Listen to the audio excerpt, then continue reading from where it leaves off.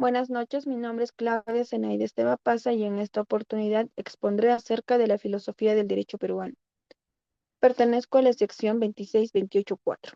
Como primer punto, tenemos el análisis de la filosofía del derecho en el Perú antes del siglo XX. Contexto colonial y la Escuela de Salamanca. Durante la colonización, el derecho peruano fue influenciado por la legislación española y las doctrinas de la Escuela de Salamanca. Filósofos como Francisco de Vitoria y Francisco Suárez defendieron los derechos de los indígenas argumentando que poseían derechos naturales que debían ser respetados. Luego, con la independencia y nuevas influencias filosóficas. Con la independencia en el siglo XIX surgió un deseo de construir un sistema jurídico que reflejara valores democráticos y de justicia social, aunque el país se enfrentó a inestabilidad política. El positivismo jurídico. A finales del siglo XIX, el positivismo jurídico ganó prominencia, enfatizando el derecho como un conjunto de normas claras.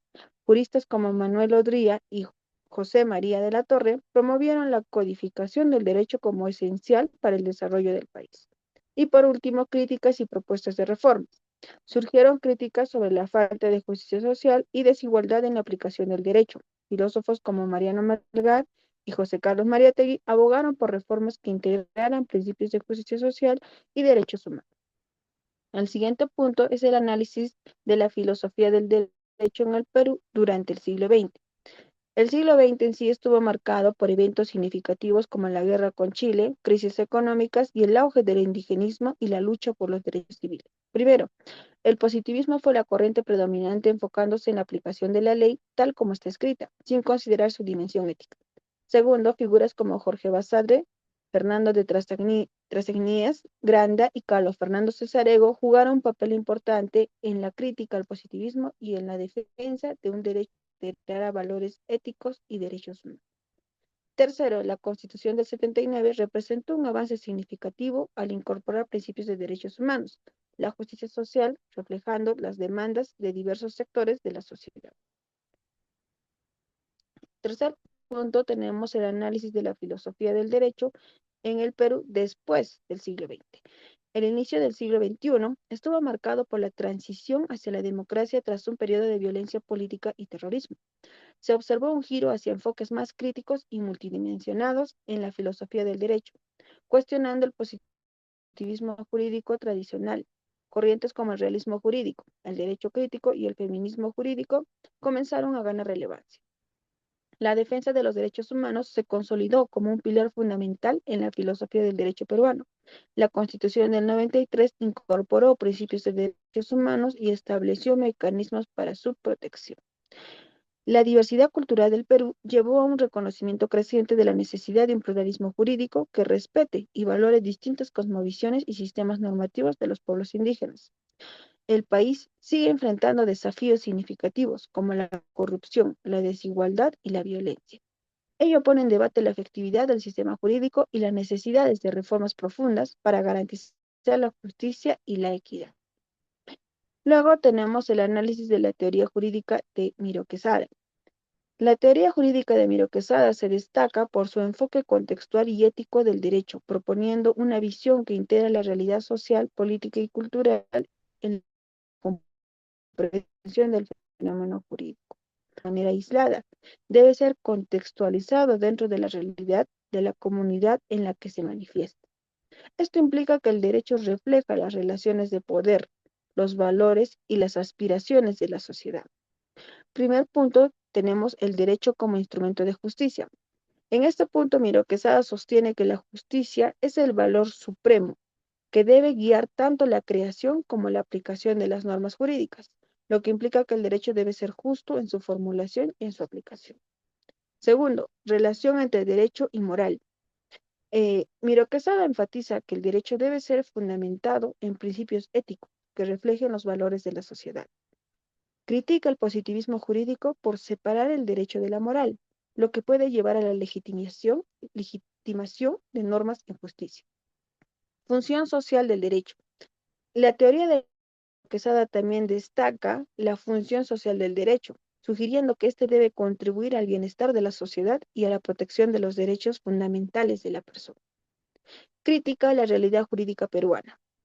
Miro Quesada realiza una crítica profunda a la realidad jurídica en el Perú, señalando las deficiencias y desigualdades que persisten en el sistema.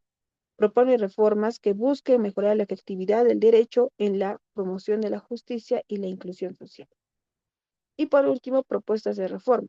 En su obra, Miro Quesada presenta propuestas concretas para reformar el sistema jurídico peruano, enfocándose en la necesidad de un derecho que no solo sea normativo, sino que también responda a las necesidades y realidades de la población. Siguiente punto es acerca del análisis de la realidad peruana y aplicación de la teoría del derecho justo de Miro Quesada.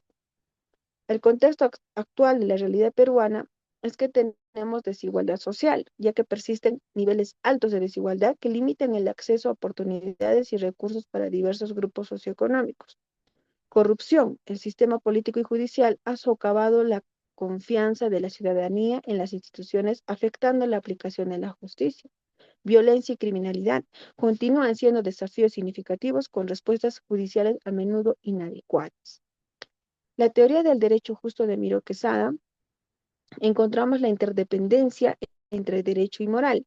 El derecho debe ser fundamentado en principios éticos que reflejen los valores de la sociedad. La justicia como valor central. La justicia debe guiar la creación y aplicación de normas jurídicas, promoviendo la equidad y protegiendo los derechos fundamentales. Función social del derecho. El derecho debe regular las relaciones sociales y contribuir a la paz y cohesión social, siendo accesible y comprensible para otros. Ahora bien, hacemos la aplicación de esta teoría a nuestra realidad. Primero tenemos una reforma del sistema judicial. El sistema judicial más transparente y accesible, implementando mecanismos de rendición de cuentas y promoviendo la ética en la función judicial. La promoción de la equidad en la distribución de recursos y oportunidades, garantizando el acceso a educación, salud y empleo, especialmente para grupos vulnerables.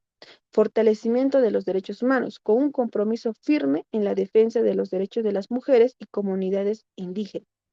Participación ciudadana, la inclusión de la sociedad civil en la creación y modificación de normas jurídicas. Educación legal y conciencia social, fomentar una cultura de respeto por el derecho y la justicia a través de programas de educación legal que informen a la ciudadanía sobre sus derechos y deberes. Ahora tenemos algunas conclusiones. A pesar de los avances económicos, el Perú enfrenta altos niveles de desigualdad significativas para el acceso. Estas problemáticas limitan el ejercicio pleno de los derechos de los ciudadanos. La justicia en sí debe ser entendida no solo como un principio legal, sino como un valor fundamental que guíe la creación y aplicación de las normas jurídicas. La revisión crítica de las normas y prácticas legales, así como la implementación de reformas que aborden la desigualdad estructural y promuevan la inclusión de grupos históricamente marginados. Asimismo, la participación ciudadana es esencial en el proceso legislativo y en la promoción de cambios significativos en el sistema jurídico. Incluir diversas voces y perspectivas enriquecerá el proceso de toma de decisiones. Ahora bien, planteamos algunas propuestas de mejora. Implementar cambios que aumenten la transparencia y accesibilidad del sistema judicial, así como mecanismos de rendición de cuentas. 2. Desarrollar políticas que aseguren la equidad en la distribución de recursos y oportunidades, especialmente para grupos vulnerables. 3. Comprometerse firmemente con la defensa de los derechos humanos, enfocándose en la violencia de género y protección de comunidades indígenas.